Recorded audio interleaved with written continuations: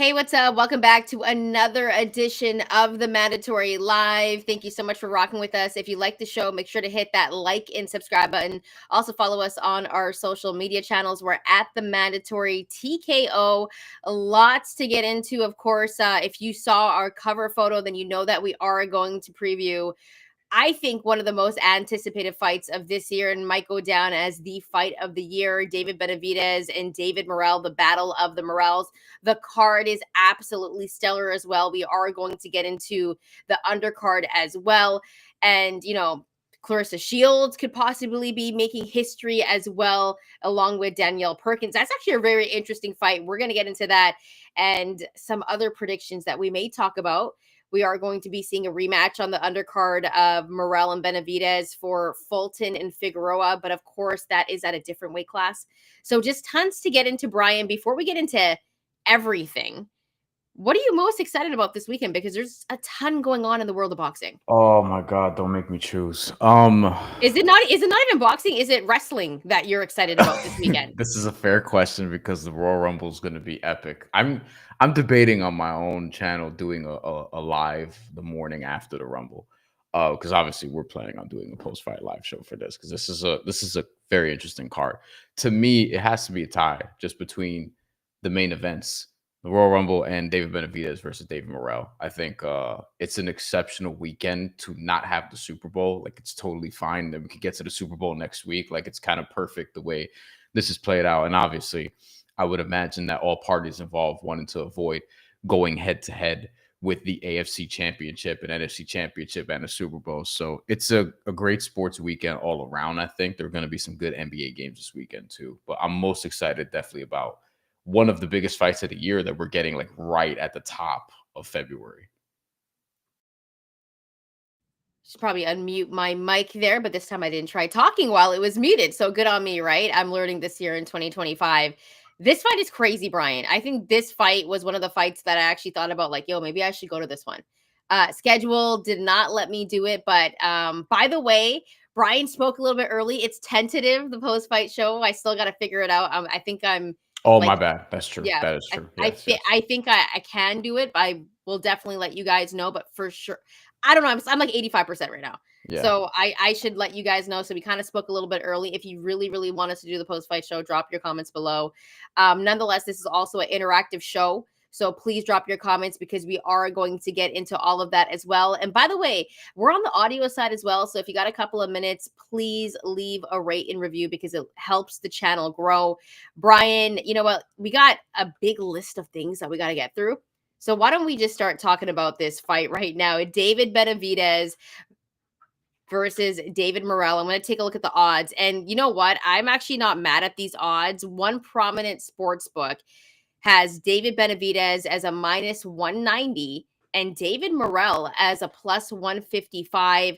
Brian, your thoughts on the line for this? And we'll preview the fight and then obviously give our predictions. But your thoughts on the line just from seeing it first.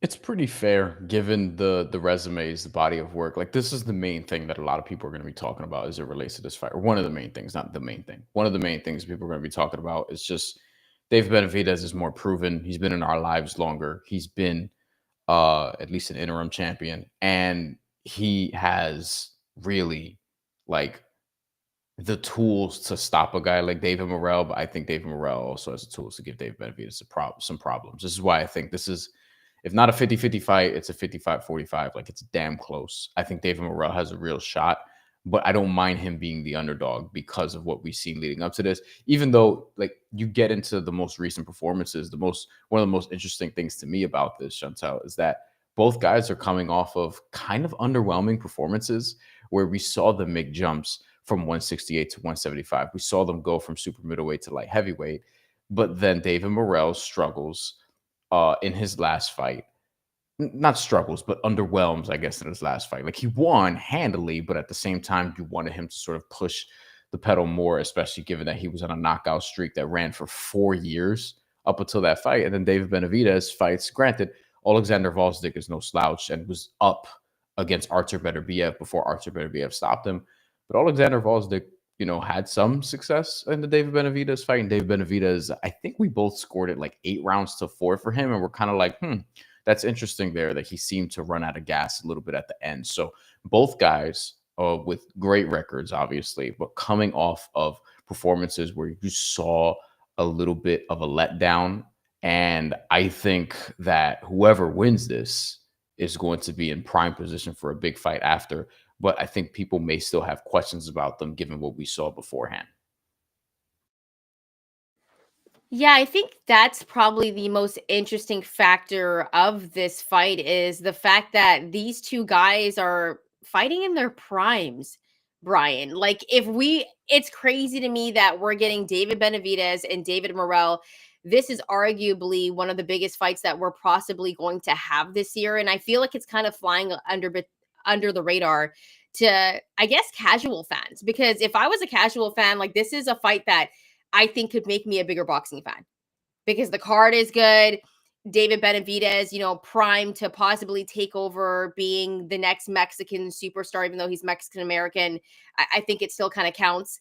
And there's a lot riding on this fight. And then you take a look at David Morrell and, Cuban boxers, I feel like they kind of had a little bit of a run where people were saying they were fighting boring. They're kind of boring, but David Morrell's not that type of fighter. Like, he is a guy that possesses power and he could beat anybody in this division. That's how good David Morrell is. And to be honest with you, that's why I like the line for this fight, because the monster isn't actually a massive favorite in this fight. And I like the line for it, Brian. I think it's pretty fair. And, we already got one comment from our good friend Jesus. Jesus, thanks for rocking out with us tonight. Benavidez Yes. by TKO in the 11th round. We're going to get into our predictions, but Brian, let's preview the fight first. How do you see this one going down? I'm surprised you went to me first, but I mean, I shouldn't be because you often do. Honestly, I think we might have a slight disagreement here. For some reason, I think David Morrell gets this. And as I was just reviewing the film of each of their last couple of fights, there are some things that I think he can utilize to help him win, particularly the reach. If he boxes and kind of makes this, you mentioned Cuba style boxing, like to some has been boring as of late. I admire the style, but I get the issues with it. David Morrell is different. He's Cuba style with power. However, in this particular instance, I do think it would be beneficial for him to be a little bit more on the conservative side in terms of offensive output and sticking to counterpunching, because that's where he's going to make his bread and butter, so to speak. David Benavidez is going to go for these uppercuts, these hooks. Obviously, he's going to try to hurt David Morrell to the body, slow him down. I think David Morrell needs to incorporate a healthy level of movement. A lot of things are going to be straight. He's going to try to hit David Benavidez in between some of these power shots, which is 1-1-2s and things of that nature. I think the straight left hand is going to be key for him, as is often the case for a southpaw against an orthodox fighter. And also just he has a 4-inch reach advantage. And I think that's going to be sort of the big thing here. I expect him to be on the outside. And honestly, I think that can give David Benavidez some issues. Like, I do wonder, because you saw a little bit of that against Volzdik, but it's a different look because Volzdik, while he did have longer arms and was boxing some, Volzdik also is not the same style of fighter as David Morrell is. And I think people are sleeping on David Morrell a little bit. While, with David Benavidez, like, if you sort of look at it against Volzdik, I don't want to overstate that he struggled, but I did think he lost like 3-4 rounds in that fight. Demetrius Andrade, like, he destroyed him. But that was also somebody who was more effective, if we're being honest, at 154 and at 160. And the Caleb Plant one, which I thought was sort of the breakout performance, I thought that was probably a little bit closer than people expected. David Morrell comparatively hasn't had like that level of competition, but I think he's ready for it. He has the great amateur pedigree, as somebody mentioned in the comments, although they mentioned it in an unfavorable sort of way. But yeah, I really like, at least from a betting perspective, like, I don't mind taking a shot at David Morrell at all. I think David Morrell has a very good chance to win this fight when you think about his counterpunching. I also like his jab a lot. I like his overhand right, but I also think he possesses a style that could be a little bit tricky for David Benavidez, because I feel like David Benavidez, we really see him get into a rhythm in the 4th, 5th, 6th round. Like, that's when he kind of picks it up, and then it's like, whoa, like, there's no stopping him. You don't know what's going to happen. But in his last fight, that didn't happen against Fosdick. And, there was that conversation. Did David Benavidez' power transcend to the next division? And I don't think we kind of saw it, but it was his first fight. So I'm not always going to harp on that first fight in a new weight class because it is a big jump. I want to see how he is in the second fight. And this is probably, Brian, I'm not going to lie to you. I think this is his toughest test yet. And we go and we look at experience, guys, and you look at the resume, and Benavidez has names on his resume, whereas David Morrell, great amateur experience. As you know, for Cuban boxers, it takes them a little bit longer because they usually start a little bit later, but he doesn't have the same experience that David Benavidez has. And I think that's going to be a factor in this fight. Also, conditioning. Like, there has been conversations in the past about David Benavidez's conditioning. So David Morrell, like, he's not a guy where I'm like, he's getting tired. David Morrell's got that power. He's got that high IQ. The counterpunching is great. And I think he's going to be able to slip some jabs and some shots. But if David Benavidez can get to the body of David Morrell, there are some issues there because we know David Benavidez is a great body puncher. This is going to be a crazy fight. And to be honest with you, Brian, when I was taking a look at this fight, I told you, like, I think you already had made your pick of who you were going to pick. For me, I actually I didn't pick a winner because this is a fight where I don't know who's going to win, you guys. People are not going to like that. My bet for this fight is like not a sexy bet. And usually I'm always picking like a crazy bet. But to be honest with you, I really feel like this is like a 55-45 type of fight. Like, it could really go either way.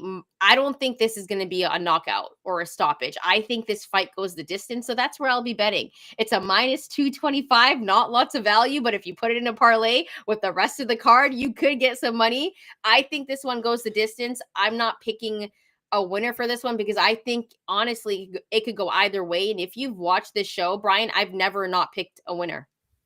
Yeah, I've never not picked a winner, man. Might be a first for real. I mean, to me, I'm just gonna take the shot with David Morrell, plus 155, just straight up. Not that I think he's gonna stop David Benavidez, but given the trajectory, like you have to account for the power, right? And David Benavidez could get hit. I guess to me, Shantelle, like, I'm pretty consistent in this. When it's boxer versus puncher, I typically like the boxer. Not to say David Benavidez is not a good boxer or anything like that, but we know what he's coming in there to do. David Morrell, I feel like stylistically, like there's a pathway to him just scoring points and just getting to his jab early, getting to that straight left hand early, and particularly like just making it a problem for David Benavidez to sort of find that reach early on. Like, he could steal the first 3 rounds, and then all of a sudden David Benavidez is behind the 8 ball, and then it's like, all right, he has to turn it on here. And David Morrell is increasing the sort of movement. Like, he's not going to stand in there and trade with him willingly. I'll say this though, like he's not like a defensive mastermind, so to speak.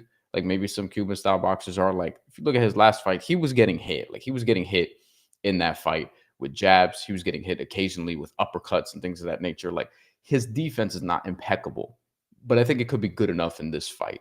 The issue he's going to have is obviously with David Benavidez's hand speed, because Benavidez, I mean, the hand speed he has in this weight, and we saw flashes of it at his debut at 175 against Fosdick, but like that's something David Morrell is going to have to really account for.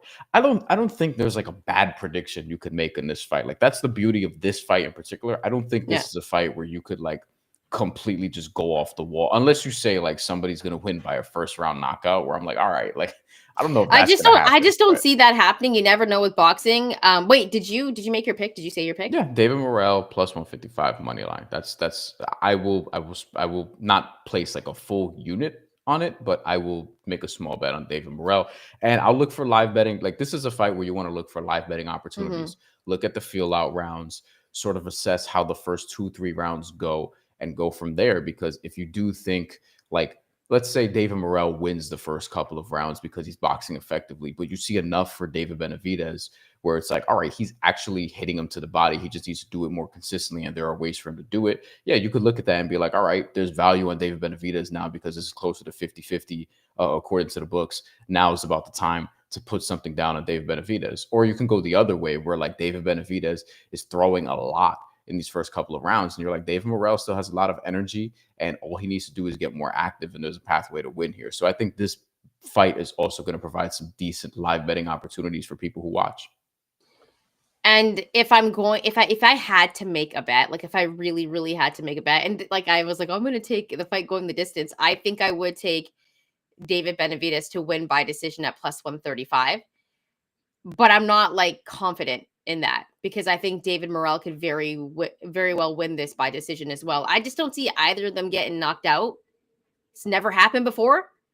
And I just don't see it happening in this fight. And, you know, we talk about David Benavidez, like he has skill too. I think people kind of sleep on his skill a little bit. And I really want to see if he got better from his last fight with Vosdick. So I'm betting on the fight going the distance. Brian's betting on David Morrell straight up on the money line. And if you guys are making me pick, like if you guys are like, yo, Shantelle, that's lame, I'm going to pick David Benavidez to win by decision, which is a plus 135. So totally some value fair there. Yeah. But I would kind of rock with him because I think the body punching, I think he's going to be stalking David Morrell in the ring. I think he's going to land some big shots. And if he's able to do that, I think the judges will probably gear towards him because it is Vegas. Like I'm just saying, you know what I mean? And also I think the conversation with him and Canelo would still be there. And I'm not saying that in a conspiracy theorist way, but let's get to some comments, Brian, really quickly before we move on to the next subject. Jesus is not feeling the card, y'all. He said the card is garbage. Jesus, we're going to talk about that a little bit later, and you can let us know why. Our good friend of the show as well, Nerd. Everyone keeps harping about Morrell's amateur experience, but truth be told, he lacks high-level experience. When it comes to the resume, Brian, like he doesn't have the names that David Benavidez has. Like, how do you think his experience is going to, well, I guess, how do you think his experience will go in this fight against a guy like David Benavidez, who has been up against some solid names? It depends. Like, it's not a one size fits all thing as it pertains to amateur experience translating in the pros. Like, this is something that I would say we see in the lightweight division now with Keyshawn Davis versus Andy Cruz. Andy Cruz, who would beat Keyshawn Davis consistently in the amateurs, but as a pro, while he does look good, Keyshawn Davis looks like he's on another level as a professional because it's a different style and just the power and things of that nature. But then there are some examples of amateurs who have been highly, highly successful, and it's translated onto the pros where they became world champions and became one of the best in the world, like a Vasily Lomachenko. Shakur Stevenson has also had like an extensive amateur background where he medaled in the Olympics, and that's translated into the pros where he rose up very quickly. So it depends. With David Morrell, we're ultimately going to find out now because he is like stepping into by far the biggest challenge of his career. He's looked great leading up to this, and we're going to see what level he's ready for. So to be honest, Nerd, like we're going to find out what side of the coin David Morrell fits at. And you know what's crazy is that I really feel like people are kind of taking Morrell on this fight too. Like I think people think David Benavidez might get beat in this fight. I'm not saying that at all. I know a few people, man, and I think more money will come on David Morrell as the fight goes on. I think that there's a possibility we might see that, but we'll see what happens. It wouldn't be a shock. Ricardo Espinoza, Morrell to win by TKO in the 6th round. He's got real power, y'all. Like that's the thing. He's got the Cuban style, high IQ, and he's got the power. I mean, come on now. Let's go to our good friend Al the Pal. Andrade is another version of him, just more experience, more rounds, and he was a plus 190 fight night. I'm guessing you're talking about David Morrell. No, I don't remember Andrade being plus 190 on fight night. I don't think it got that close. Andrade to me was like, that's a scenario where like going into it, you can kind of entertain it, but looking back, it's like he was most effective at 154, 160. Like David Morrell is a bigger dude. And I think at this stage of his career, this being the key, like he's at his prime or entering his prime. Whereas Demetrius was not necessarily there. Like the best level of Demetrius against David Benavidez, like maybe that's a different fight, but who knows? Jesus says Morrell can't go blow for blow with Benavidez, but you can see him outboxing Benavidez 8 rounds to clearly win by unanimous decision. I mean, that's boxing. You don't need to go blow for blow with somebody to win. It just depends on what fight he's going to fight. And I'm banking on David Morrell. Like, I don't think he should try to go blow for blow with David Benavidez. I do not think he should do that. I think we would all acknowledge that if he does that, I mean, look, he has power, but that's not the fight you want to fight with David Benavidez. You want to try and box him. But ultimately, we'll see, because he does have Cuban style with power. And if the power is strong enough to hurt David Benavidez, maybe he can go blow for blow with him. We're going to find out. I mean, I think fans would love to see that. I would love to see them go blow for blow, but I think Morrell is just way too skilled. The IQ is just too high for him to do something like that. Because I think blow for blow, like, you don't want to do that with someone like the Mexican Monster. Let's go back to Ricardo Espinoza. I know Morrell, he have more that 200. Okay, he's had, okay, I know Morrell, he's had more than 200 fights. He was 10 years old. He fought at 17. He fought at 17 and 19, 18-year-old when he was 10 years old. So as I butchered that, what Ricardo is trying to say is that he knows that Morrell has had over 200 fights, and when he was 10 years old, he fought a 17 and 18-year-old. But in the pros, it's like so different. Like, I never look at the amateur fights like that, or like really deep dive into that, because I feel like fighters usually grow so much from it. But Ricardo, thank you for that comment, and thanks for rocking with us on the post-fight show. Let's go back to our guy Nerd. Morrell has an alleged 4-inch reach advantage, but based on their face-off, they look pretty even. Morrell has a bobblehead, though. He does gotta have a big head. Just to comment to Al the Pal here, I'm seeing pre-fight odds for David Benavidez and Demetrius Andrade to be minus 450 for Benavidez, and Demetrius Boo Boo at plus 335. Yeah, I remember it being something like that. I don't remember a plus 190 there, but regardless, like, this is a great fight. We have other stuff to get to, so keep the comments coming, obviously. But I mean, we're excited for this fight, and we'll let you know if there's going to be a post-fight show. We will schedule it, and if not, it'll be the first thing we talk about to kick off the week next week. We're definitely going to try, though. I'm going to try, guys. All right. So let's take a look now at a fight that went down earlier. Well, actually, just this past weekend. This is a guy that I've been really high on for a minute. Diego Pacheco took care of Steven Nelson, and I thought it was a good performance by him. Brian and I were texting throughout the fight, and now it kind of makes the super middleweight division pretty interesting, because there's other names in this division, particularly one, Brian's fellow Puerto Rican, Jake Paul. No, I'm just joking. Not Jake Paul, Edgar Berlanga. There's conversation now that Diego Pacheco and Edgar Berlanga could possibly meet and have a fight at super middleweight, and the conversation of Jaime Munguia is out the door. This is the fight now to make for super middleweight. Brian, your thoughts, though, on Diego Pacheco's performance on beating Nelson and possibly fighting Edgar Berlanga? Pretty much what I expected. I forgot to bet on this fight, actually. It was just one of them days that I just wasn't placing any bets. But I would have bet Pacheco by decision. I didn't think he was going to knock out Steven Nelson. It's really a testament to Steven Nelson and his toughness. But he just got outclassed. Like, this is just a different level. I thought 9-3 scorecards were great. 117, 111, fairly scored.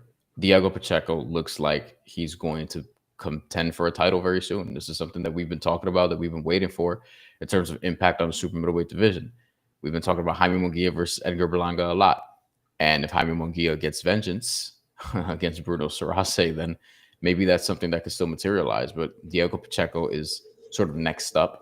And I'm excited about him. I think, he was tested in this fight. Like, the 9-3 scorecards may not fully reflect some of the things Steven Nelson did well in terms of getting to Diego Pacheco and hitting him, getting out of the way of that jab and just knocking him with hooks or whatever the case may be. But it was few and far between. Like, Diego Pacheco was busier. His jab looked really, really good.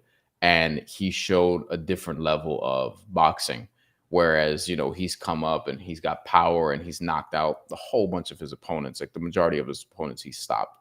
But to showcase that versatility, I thought was very important. He did it against a good fighter. He has a couple of the sort of step-up titles, a WBO International and a WBA USA, a WBC USA, rather. That doesn't mean a whole lot to people. And, the viability of those titles kind of depends on who has it. But ultimately, what it should signal for at least Diego Pacheco, who has a healthy promotional deal, obviously, is that, he's in line for a title shot at some point soon. It might not be his next fight, but I would expect by the end of the year, if not very early next year, that we're talking about him potentially fighting for a title, because he's also ranked high in some of the sanctioning bodies. So, Yeah, I think for Diego Pacheco, there's so much talk about who he's going to fight next. I still want to see some other names on his resume because I think, of course, the fight with him and Edgar Berlanga, that's a very interesting fight. But I think Edgar Berlanga has to fight someone else after Canelo. And we could possibly get this Diego Pacheco and Edgar Berlanga fight maybe late in the year, Brian. I think that could be a possibility at super middleweight, depending on who Diego Pacheco fights. And also, this is a money fight.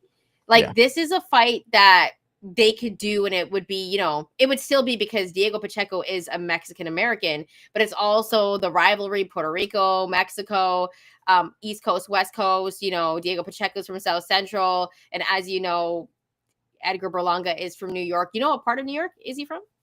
Brooklyn. Okay. Like he's from Brooklyn originally, and he did some measure of training in the Bronx. Because I remember when we were interviewing him for La Cultura, which is a documentary that we did on Backpack Broadcasting. For people who don't know, I've referenced it. Some of the trophies and shit behind me are from that documentary. Edgar Berlanga was part of that, and we went to meet with him in the Bronx at some point. That card was actually in Brooklyn. So he's originally from Brooklyn. I believe he's living and training out of Florida for the most part now, but there's obviously still in New York a lot. Just want to go back to this point about Diego Pacheco. Before this fight, was ranked number 1 by the WBO in this division. So obviously Canelo Alvarez has that title right now. Number 3 by the WBC and number 6 by the IBF. So that gives you an indication that he could be in a mandatory spot for that WBO title, but we're, heading down the road of potentially Canelo versus Crawford. So we don't really know, like that's kind of hold up the division. So is there going to be an interim title situation or whatever? Like, I think that's what we're going to have to wait for.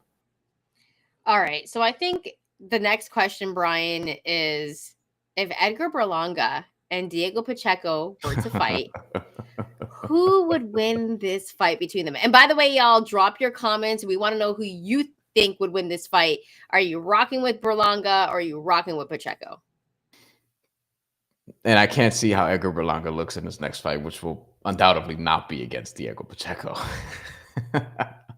I feel like Diego Pacheco is going to give him some problems, but I do wonder, like, look, Edgar Berlanga has power, and, fighting Canelo is one thing.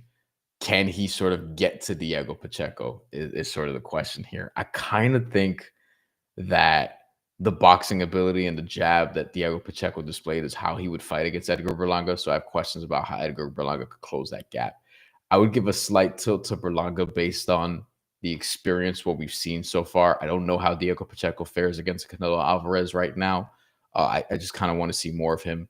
And I think with Edgar Berlanga, like, he still does have that power. It's a very close one for me, though, Shantelle. Like, that's a legit 50-50-ish fight. And I would like to see if Edgar Berlanga, like, what kind of challenge is he going to have in his return fight, which appears to be coming up. We just don't know the opponent for sure yet. Like, there's been rumors about Gabriel Rosado. He's going to fight this person, that person. Like, I think Caleb Plant is somebody who he's not going to fight yet, but will be in this mix of names that we talk about. William Skull has the IBF title. Nobody seems too interested in mentioning him, but he has a championship right now. So I think there's a lot of interesting things in this division. And we got one comment that, from Nerd, who says the next super fight at 168 in a couple years could be Pacheco versus Iglesias. And I mentioned Osles Iglesias up here because he had a hell of a knockout last year. And he's a guy that if you told me, all right, he's actually going to be the best one of this group, I'd listen, because Iglesias also looks really good. I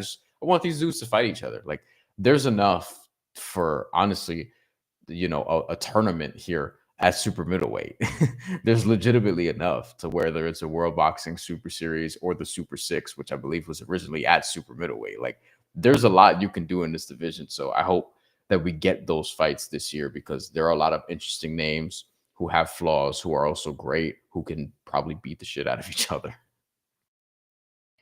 Yeah, I think this is a fight that would be similar to David Benavidez and David Morrell. Like, if we were to get this fight early, that's how exciting this fight would be. And I think it would be a moneymaker. And I think these guys would bring it. I think Diego Pacheco is an absolute superstar, and we're going to be talking about him for a very long time. As for Edgar Berlanga, I think he's already kind of solidified himself as being a boxing superstar, and it's only going to get better if he continues to win. Like, I think a lot of people are sleeping on the fact that Edgar Berlanga has that star power that's similar to Money May.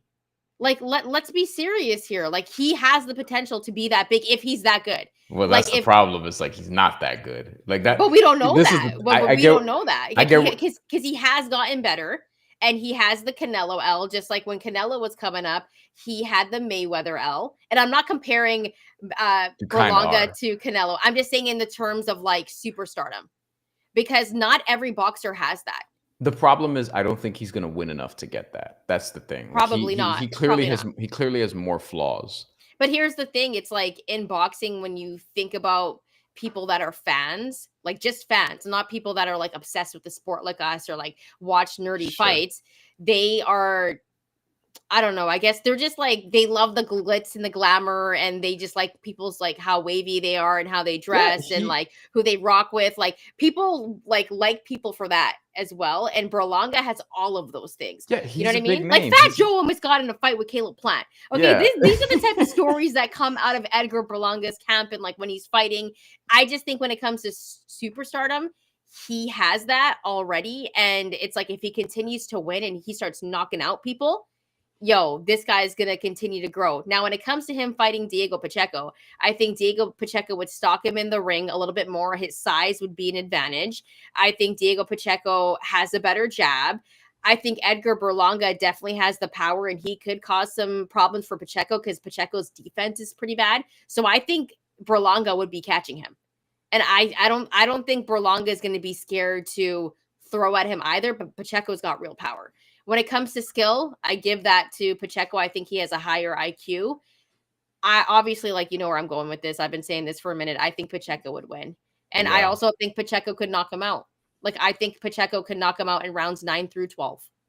I need to see how Berlanga looks coming off the Canelo fight, because I think we've bordered on, and this is a fellow Puerto Rican from New York saying this. I think we're bordering on giving him too much credit for how he looked in the Canelo fight. Because I think really Canelo is probably a little bit closer to, or is past his prime. Like, he's still really, really good, and past his prime is still elite, pound for pound, best in his division, all those different things.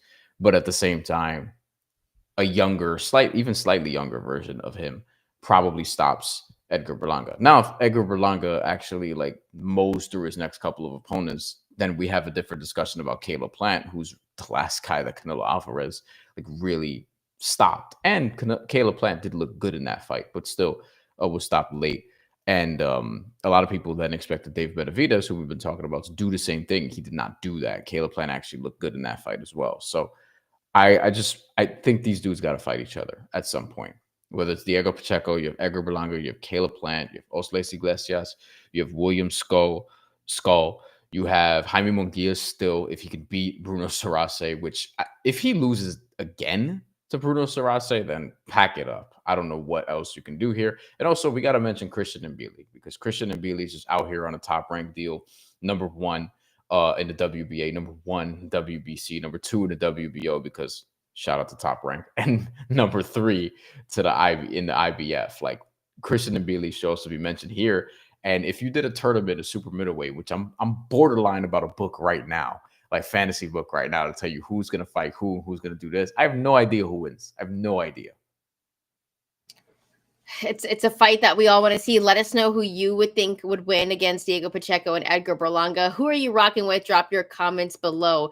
All right, Brian, there might be some history that might be made at World Heavyweight, and it would be even crazier if it is Claressa Shields. But yes, Claressa Shields versus Danielle Perkins for World Heavyweight history. Danielle Perkins has one of the belts.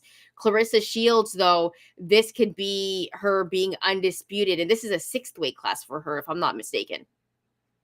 Something crazy like that. Regardless, it's like for 6 titles. It's like for all the WBF heavyweight title also, which, I mean, okay, like we're just throwing that in there, but It's for conceivably every heavyweight title. There's not a book imaginable that would give Danielle Perkins a fair shake, which is really, it says a couple of things. The main one being that Claressa Shields is just probably going to do what Claressa Shields does. She's minus 2,000 right now, one prominent book. I saw minus 2,500 a couple weeks ago, or a week ago. I don't know where this is going to land ultimately, but I mean, good luck trying to get value on this. To me, this is all about Claressa Shields. This fight is going to be Sunday, if I'm not mistaken. This is all about Claressa Shields and what level of history is she going to make now. Danielle Perkins, for people who don't know, is undefeated, is a heavyweight, 5-0 with 2 knockouts. Also born in Brooklyn, so shout out. 6 foot with a 72-inch reach. I saw that last week, and I was like, oh, that's an interesting look. But ultimately, is she good enough to keep Claressa Shields off of her? Is she good enough to hurt her? Is she good enough to do any of those things? In boxing, upsets happen. I don't think this is going to be one of those examples. I don't know if Claressa Shields is going to knock her out. Like her power clearly translated to the heavyweight division last time, but she also fought somebody who, all due respect, didn't have the best resume and also had been knocked out in the past. So I think this is going to be an interesting fight, but this is mainly about Claressa Shields, and we'll see what happens. So how do you think this fight is going to go? Claressa Shields is going to whoop her ass. By knockout? Maybe. I don't know. Like the what I saw in her heavyweight debut, like Danielle Perkins. I mean, maybe not. I don't know. Like I need to see how Claressa Shields' approach is going to be in this one. She wasn't very patient in her last fight because she detected her to like, hey, this Vanessa chick, I could just get her out of here. And, that happened. But Claressa Shields is somebody who we talked about. Like, she hasn't demonstrated a ton of power in her career. Maybe she will this time around. I don't know. But Danielle Perkins, as Al the Pal mentions, 42 years old, 5 pro fights. Somebody who did not turn pro until the pandemic, just kind of turned to boxing. Shout out, obviously, and in women's boxing in particular, because of how the sport is advancing now, you can get stars made who are in their 30s, in their mid 30s, in their late 30s. It's not uncommon for that to be the case. And we're starting to see younger and younger fighters break through only now, but really, like, it took Amanda Serrano a while to get to stardom. It took even Katie Taylor, although it was pretty quick for her once she turned pro, but she didn't turn pro when she was like 22. She had an extensive amateur career because of where women's boxing was. So I wouldn't look at that as a factor, but Claressa Shields does have a significant age advantage here, where she's very much younger than Danielle Perkins, all due respect. Yeah, that's like more than a 10-year difference. Claressa Shields also has the speed factor. And I think that's where she's going to like get a lot of her points, because she's going to be the one that's going to be landing a lot on Danielle Perkins. The only thing that's kind of worrisome for me is Danielle Perkins is massive, like she's big and she does have power, like just from what I've seen. And it'll be interesting to see if she'll be able to like land big shots on Claressa if she stalks the ring, which is kind of what she does. She likes to stalk her opponent. Now, if she's able to stalk Claressa Shields in the ring and like you take a look at the size, that could be an issue. But Claressa Shields has great defense. I don't know if Claressa Shields is going to knock her out, because it's like, she's like, I'm telling you right now, Danielle Perkins is massive. Like, she's big. And so for Claressa Shields, like, I think she's going to win on points. I think she's going to body her in terms of like getting to the body, the jab. Claressa Shields does so many things well, and her defense is really good. But if Danielle Perkins can stalk her in the ring, that could be an issue. Danielle Perkins, though, also doesn't have very good head movement. Like that's one of the issues. And I think Claressa Shields is going to be able to land on her a lot. So I think Claressa Shields is going to win by decision. I don't know if she's going to get a knockout. We talked about her last opponent, and that was a crazy knockout, but that's not usually how a Claressa Shields fight goes. There's always been talk about her power and whatnot, but Claressa Shields is just too talented. So I think Danielle Perkins could make it interesting.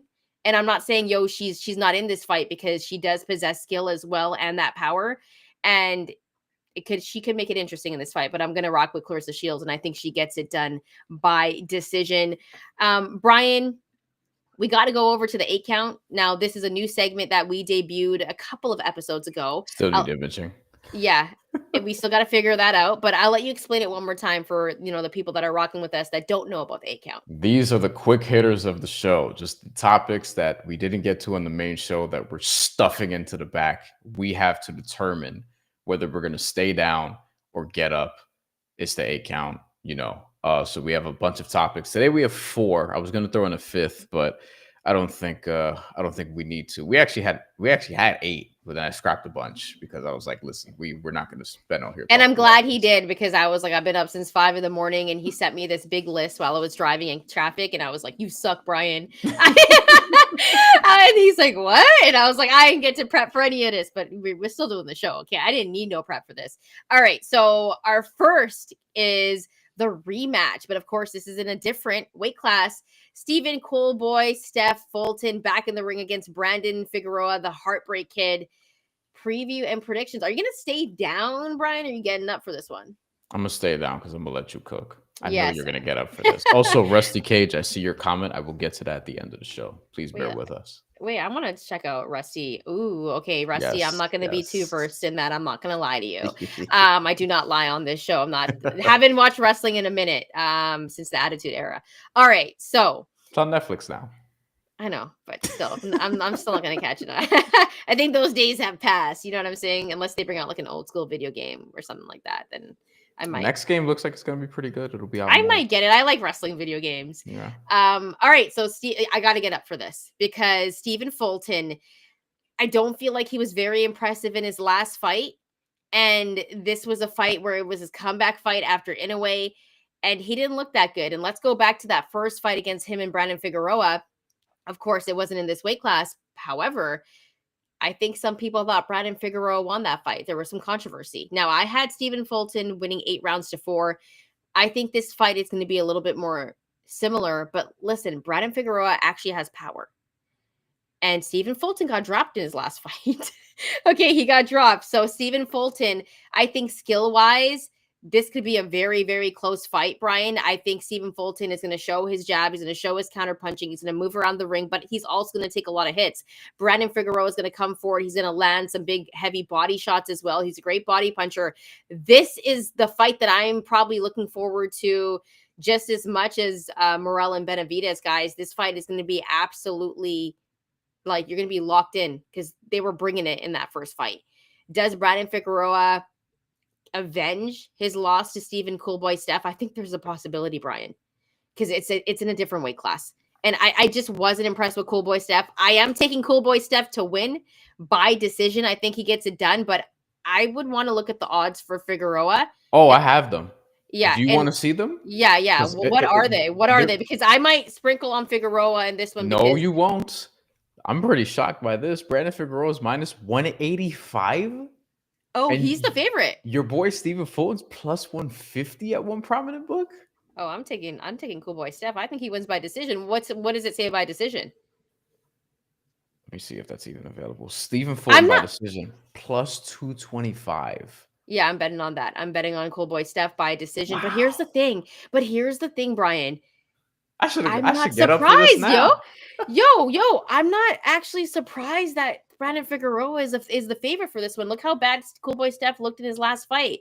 There was controversy, yo. Like, people were saying that he didn't win that fight. He got dropped in that fight.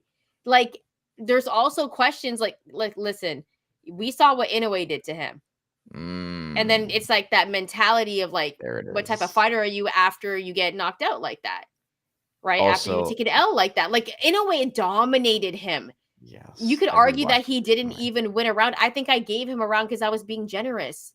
Yeah. And I was like, I think I might give him that when I was searching for a damn round, you guys, because I was talking a lot of shit before that fight. Talked about before, even the first fight was debatable between Figueroa and Fulton for a lot of people. I had it 8-4, but some people thought Figueroa won. And now that they're at a different weight class, I think this is the perfect weight class for Brandon Figueroa at 126. This is perfect for Brandon Figueroa, the Heartbreak Kid. Plus 260. Now I'm changing my mind, man. Now I'm changing my mind. Like, what's the odds for Brandon Figueroa by knockout or TKO? 260 plus 260. My TKO exact is plus 380. That's interesting. You know, it's just the fact that now I'm thinking Coolboy's chinny. Like, we saw him get dropped in his last fight. It happens. We saw it. Yo, we saw it. He, what happened with Inoue. Then he gets dropped in his next fight at 126. there's questions. I need Cool Boy Steph to have a clean performance against Brandon Figueroa and win this distinctively. However, I think this is going to be a fight that's going to be like 115, 113. That's what layoff. Long layoff for Fulton leading up to his last fight. What is the odds for a draw? Oh, this is good. Because I think I might sprinkle on that, baby, because this is going to be a close fight. Everyone watching this, draw bets for 50-50 fights, I'm always going to say a little, like, don't go crazy. But for like Benavidez Morrell, yeah, that's probably one where I'm going to sprinkle on the draw because you're going to get good value there. Okay. Plus 1,600 for a draw I'm seeing on Fulton versus Figueroa. I'm placing money on that because I think this is going to be a closer fight than people think. And I think Brandon Figueroa, him being the favorite, makes sense to me just based on their last performances. I'm changing my pick in the show, you guys. Like, I'm still going to place money on Cool Boy Steph because, like, I have to. He's one of my favorite fighters, and I think by decision he can get it done. I just do it. I got to do it, Brian. Cool Boy Steph is one of my favorite boxers. I think skill-wise, he still has it. I'm worried about the chin because he's been chinny ever since Inoue. We've only seen him once since Inoue, which is also not good. So listen, you need to take a look at that draw because it's going to be like, I'm telling you right now, the cards are going to be like 115, 113. It's going to be like a split or majority decision for this fight. Over one knockdown. Yes, I'm placing money on that. Plus 115 at the book that we used to work at. We're only going to say their names once they sponsor us. You guys know where to find us, all right? Let's go to our a friend here. I don't know why this is happening when I click this. Adam Hurley, friend of the show. Haven't seen you two in a while. Adam, we've been around. 2 weeks off. Yeah. Adam, we've been around, all right? We just took the first, what was it, the last week of December and the first week and a half of January, something like that. There wasn't shit going on in boxing anyway. We did an award show. We did an award show that. Yeah. So we were around, Adam, but we were happy that you joined us. He says YouTube has to do a better job of notifying the people, is what I would say, like that we're gonna be here. All right. Yeah. These guys are both going for a knockout, and they both have the power to do it. I expect, but you never know. I'm guessing he's talking about David Benavidez and David Morrell, because I wouldn't say Cool Boy Steph has power, but we were just talking about that. Adam, let us know who you're picking for that fight. And I think I've gotten up for Cool Boy Steph and Brandon Figueroa, and actually Bryan made an appearance too. He got up like when they were like 3, 4. I was surprised at the odds. If I saw the odds before this, I would. Man, I'm everything we're saying about this fight tracks, but Stephen Fulton by decision is plus 225. You got to take that, yo. You like, how would you not bet on that? You don't have to take that. I'm gonna take it. But if you think he can do it again, this might not be a fight that I bet on until I live bet it, maybe after a couple rounds. I need to see how Stephen Fulton looks taking these punches in a higher weight class now. Brandon Figueroa being that big of a favorite is a little surprising, but yeah. Man, IMPK, did I miss all the fun? No, you just rewind it, like provide the watch time. Yeah, watch it again. Watch it again. Look, we scheduled a live. Listen, if somebody wants to help us market the show, we can't make anybody rich, but we could use a hand. We both have a lot to do, so we want to do a better job promoting it. We're very underground, but we have a community, so that's good. We're super underground. We're like underground rap to the fullest. All right, Brian, I'll let you take this one because I know you're a big fan of this guy. Yeah, and I don't know if you're gonna get up for this one, and you might actually. Isaac Cruz is returning to fight on this same card that we're talking about against Angel Fierro. And I'm going to get up for this one just because it's Isaac Cruz, and I feel like he's one of those guys like people just love talking about. I don't know. Are you getting up for this? Nah, not this one. Not this one. I won't be long on it. But Isaac Cruz, this is a fight where the promoters are clearly, or the powers that be, we'll say, to use an old WCW term for the wrestling fans in the chat. They're looking at Isaac Cruz like, yeah, you know what? He's still a star. So we're going to give him an opponent that honestly he should have a fun fight with. and potentially knock out somebody in Angel Fierro who has never been knocked out before, but does have a couple of losses on his resume. One to Alex Martin, and that was a majority decision, and the other to Alfredo Santiago, who, if you are a fan of Puerto Rican or Dominican boxers, you've heard of Angel Santiago. Lost to Devin Haney years back in title defense. So, I mean, not Angel Santiago, my bad. Alfredo Santiago. Angel Fierro, though, I mean, I don't think he's going to pose like the, the challenge where it's like he's going to absolutely beat Isaac Cruz. I just think it's going to be a really fun fight that Isaac Cruz eventually wins out unless he gets caught. And in terms of betting on this is something I wanted to harp on here. He's minus 900. He's probably a little overvalued there, but I also think based on the body of work and the resume, it's fair. This is the interesting thing to me, and I think this is because neither guy has been stopped. Over 8.5 rounds is juiced, minus 165 at one particular book. If this is as explosive as it could be, maybe this doesn't get that far. So I wonder how that's going to be. Isaac Cruz by knockout, minus 105. Plus 125 by stoppage because his opponent's never been stopped before. I think that's one of the most interesting looks in all this. And Fierro is plus 1,400 to win by knockouts. Just wanted to throw that out there. I'm probably going to take Isaac Cruz. I may even take him by stoppage because I feel like Isaac Cruz is going to be pressed to get one. We got a couple of comments here about Kermel Moten, who was on the list, but I think we're going to just put him back for you guys because we got a couple of comments about him, but he's also on this card. But yeah, I think this is a fun return fight for Isaac Cruz, and I think this is going to set him up to get a bigger fight like afterwards because, I mean, people just love Isaac Cruz. And we talked about Edgar Berlanga being a name that's perhaps bigger than his ability in the ring. I feel like Isaac Cruz, no disrespect, because he is talented in the ring, but his name is bigger than I think his talent sort of has warranted given the performances that he had against Tank and in particular against Rayo Valenzuela, where he was a heavy favorite and just flopped because Rayo Valenzuela just switched it up on him and outboxed him for 12 rounds.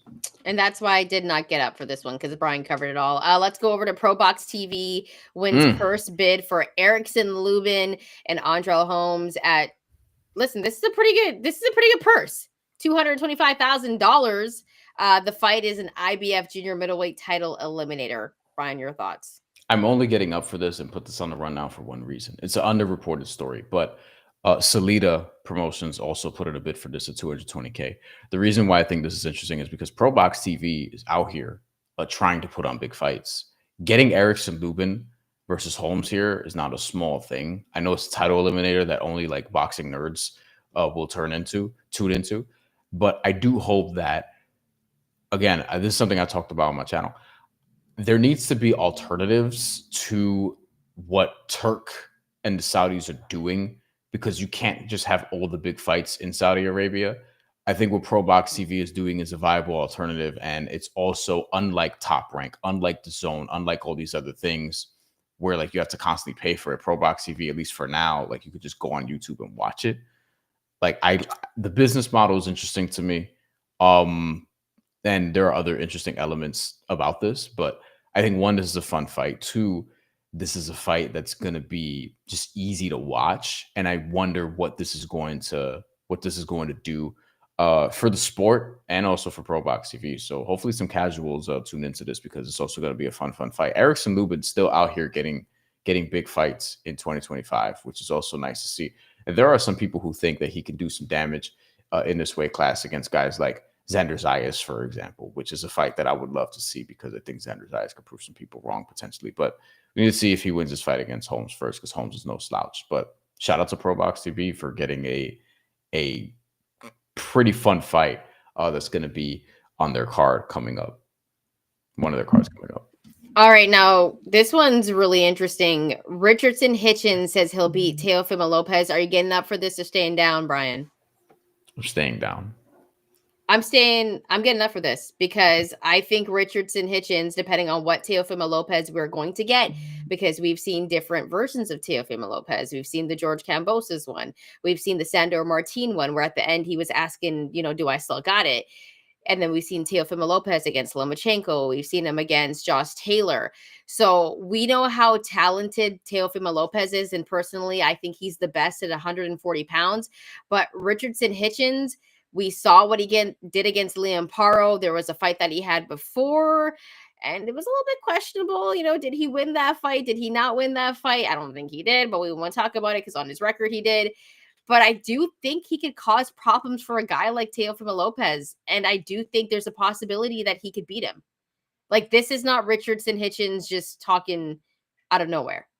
You know what I mean? I really do believe that he could possibly beat Teofimo Lopez, and let us know. Drop your comments below. Let us know what you think. I think if the fight was to happen, Teo would be a slight favorite, and I would still rock with Teo to win that fight, but Richardson Hitchens, I think, could beat anybody in that division. Like, that division's wide open. All I'm going to say about this is I'm not going to tell Richardson Hitchens he's a liar. I don't know what Teofimo Lopez would show up. So that's sort of the key to that. Hopefully that fight gets made. All right, let's hit some comments before we get up out of here. People have been rocking with the show. Thank you as always. Tell your friends. And if you missed some things like our boy Adam in the chat, go watch them. They're out there, previous week shows or whatever the case would be. Oh, Rusty Cage, I promise you this. Let me start off with you. Who is winning the Royal Rumble? There are actually betting odds available for this at certain places. It may mostly be offshores, but I found it interesting. I can't shake the feeling that John Cena, given that this is his last run and he's saying he's going to retire after WrestleMania, that he wins the Royal Rumble. I feel like it's going to be him, potentially CM Punk. I think it's got to be one of those two for the men's Royal Rumble. And then for the women, Charlotte Flair is going to return. I think they're hyping it up a little too much. Like it's a little too set up for her to potentially win it. So I don't think they'll go in that direction. I may go with Liv Morgan in that one. Shantelle has no idea what I'm talking about. She knows John Cena. I know who I'm going to pick. Is this Mr. Ass still fight? No. He was my favorite entrance. He's actually, I think he's a producer in AEW now. He was my favorite. I just loved his intro. It's like, I'm an ass man. His kids wrestle. His kids wrestle so now. Good, that's how. I just liked everyone in D-Generation X. Like I just remember. Well, Triple H and Shawn Michaels not run the entire company, but run. I was never a big Triple H fan, but I loved Shawn Michaels. I love Shawn Michaels. Never a big Triple H gal. Shawn Michaels runs NXT. Triple H runs the big shows, and Triple H has done very, very, very, very well at it. Do you remember how funny Mr. Ass was? Yeah, Mr. Ass was hilarious. And yeah, I don't know. Good times, guys. And what about D'Lo Brown? Remember how he used to come out and he'd be crazy? I love D'Lo Brown though. In a video game, I would just create a wrestler and have him come out just like D'Lo Brown. And what was it? Mark, what was it? Sexual Chocolate? Good times. Mark Henry, yes. Yeah. He works at Sirius XM now. Anyways, that's my wrestling knowledge, you guys. Okay, that's what I can give you here on this show. D'Lo Brown is a producer at TNA. So see, I'm seeing some names that are very TNA who's starting to work with WWE. So there we go.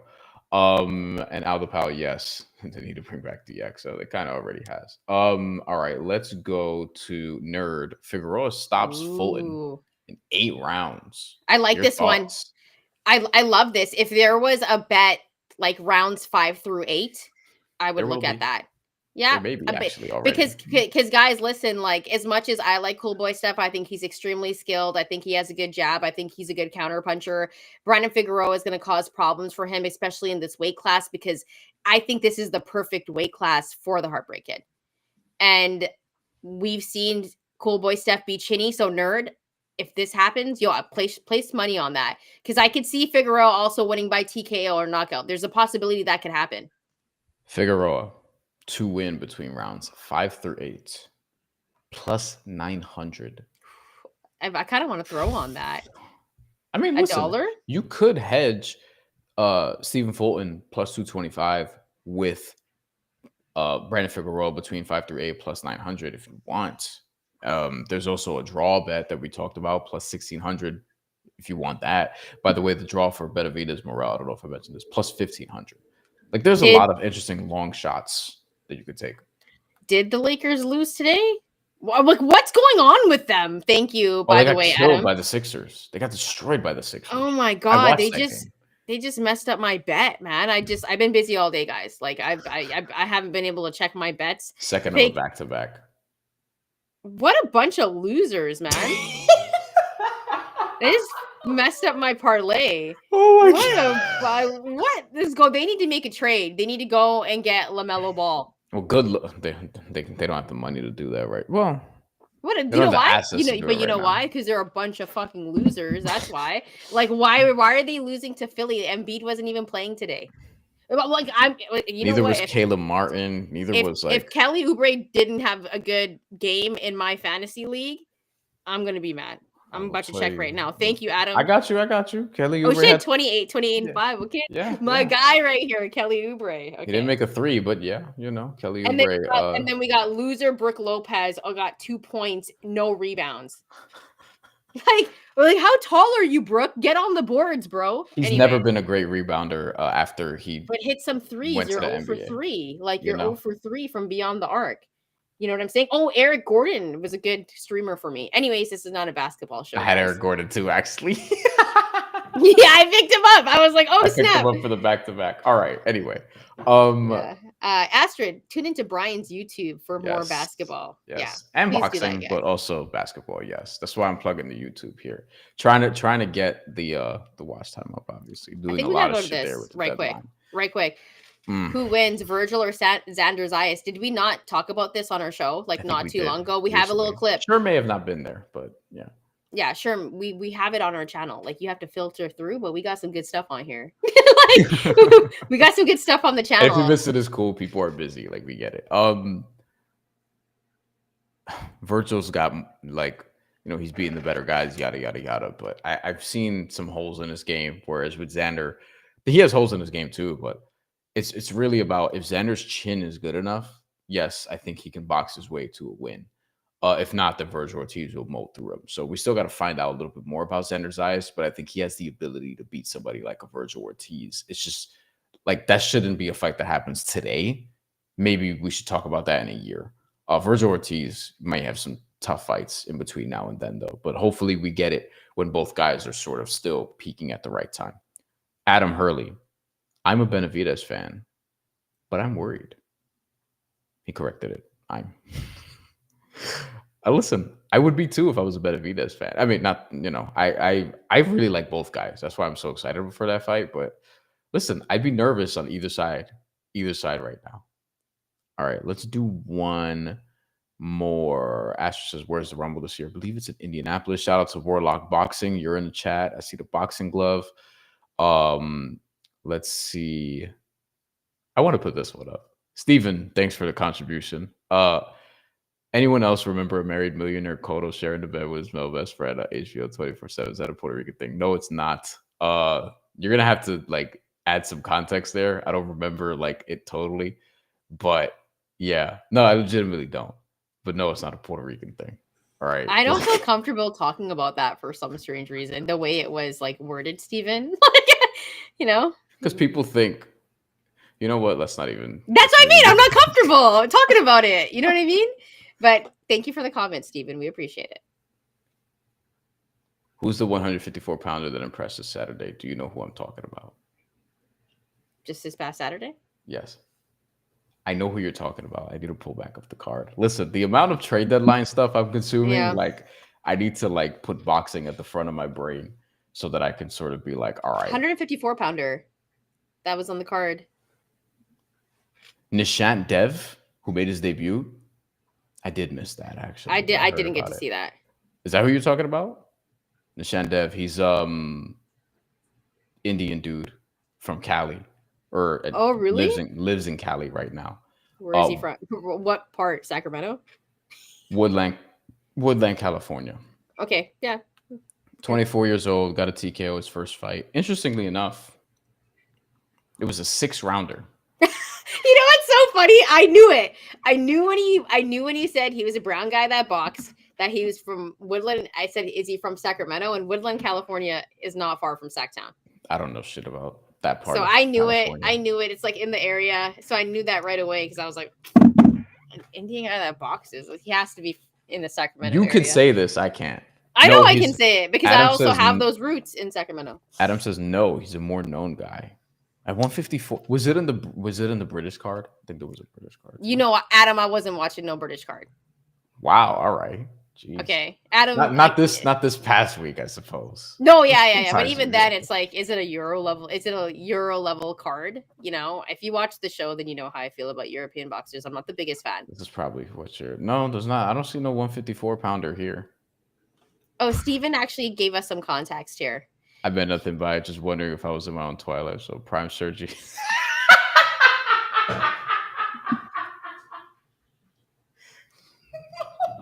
Oh, Jesus Ramos. Okay, I haven't heard that name in a minute. Yeah. No. It was good. Yeah. Jesus Ramos. I mean, well, some people think he got robbed in a recent fight with the Erickson Lubin. But people won't talk about him as they once did before. Remember when Jesus Ramos was coming up, they were like, this guy's the one.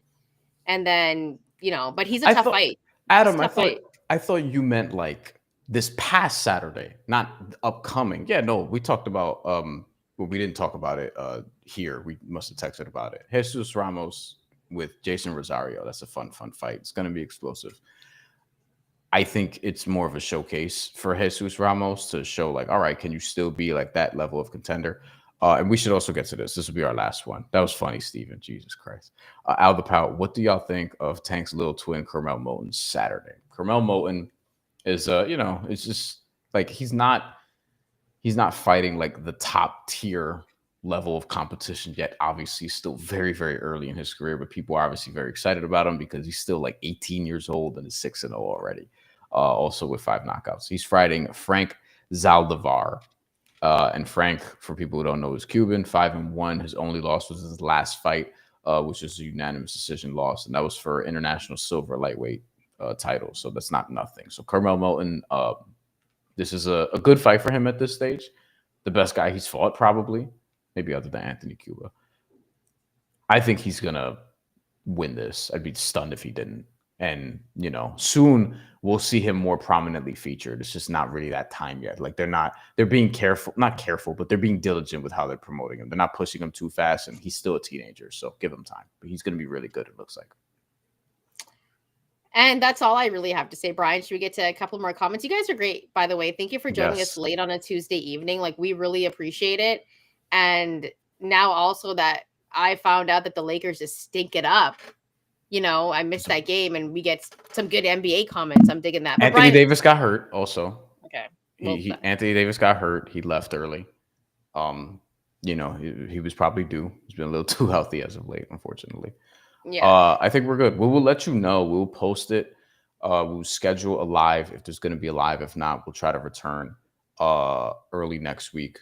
But if we do have a live post-fight show, you'll see it on the schedule. And we'll show up Saturday. Actually, we'll announce it tomorrow. Okay. Take a look at our YouTube page sometime tomorrow, because Brian, if we're going to do it, I'll send you the cover art and we can schedule it. I should know by tomorrow morning. I'm like 95% sure we're going to do it. Okay. It's just a 5% chance that I get called in for something for work. Yeah. But nonetheless, guys, thank you so much for rocking with us tonight. If you like the content, make sure to hit that like and subscribe button. Also follow us on our social media channels. If you came in late, just rewind. You can watch the rest of the show. Drop your comments, because we always read them. We might not answer back to all the comments because we're really busy, but we do see all the comments. And then sometimes Brian and I will have discussions about your comments in our WhatsApp chat. And I'm not going to go to Adam's final, except for he did say, have a great night, lady and gent. Bronny's the GOAT. I will be playing college football 25 for like an hour and then go to bed.